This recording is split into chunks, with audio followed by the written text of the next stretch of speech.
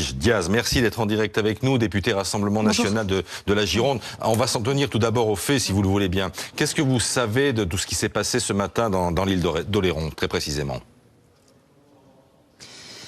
Déjà, permettez-moi d'avoir une pensée pour les victimes et en particulier pour l'une d'entre elles qui a été évacuée en situation d'urgence absolue et qui est une collaboratrice parlementaire au groupe Rassemblement National. Donc je voudrais avoir une pensée pour toutes ces familles qui ont vécu ce matin un cauchemar. Voilà, moi j'ai découvert les informations comme vous certainement dans la presse, sauf que moi je connais très bien le département de la Charente-Maritime puisque c'est dans ma région en Nouvelle-Aquitaine et que l'île d'Oléron précisément est l'endroit où l'on passe ses vacances. Ça veut dire que, si l'on en croit le procureur de la République qui indique que le chauffard a crié à la barre, ça veut dire que l'islamisme, lui, ne dort pas, continue de se répandre et continue de faire des malheurs. Je voudrais juste ajouter la profonde indignation que j'ai ressentie à la suite du tweet de Monsieur le ministre de l'Intérieur, qui dit qu'un automobiliste a percuté sur son trajet plusieurs piétons.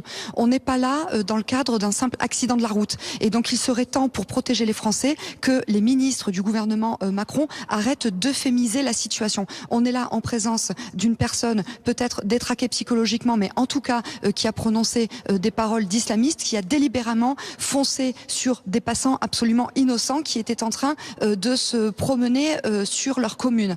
Et donc je pense que c'est pas en tenant des propos à ce point éloignés de la réalité qu'on va réussir à protéger les Français.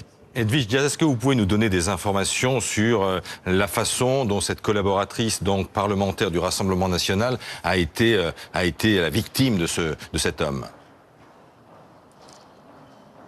Non, mais je laisserai la famille d'Emma communiquer sur ce sujet si elle le souhaite. En tout cas, je peux vous dire que le groupe Rassemblement National tient vraiment à faire part de sa tristesse et de sa profonde émotion à la famille de cette jeune femme brillante par ailleurs, qui doit vivre des moments insoutenables que je ne souhaite à personne. Vous avez des nouvelles d'autres blessés à part Emma ? Non.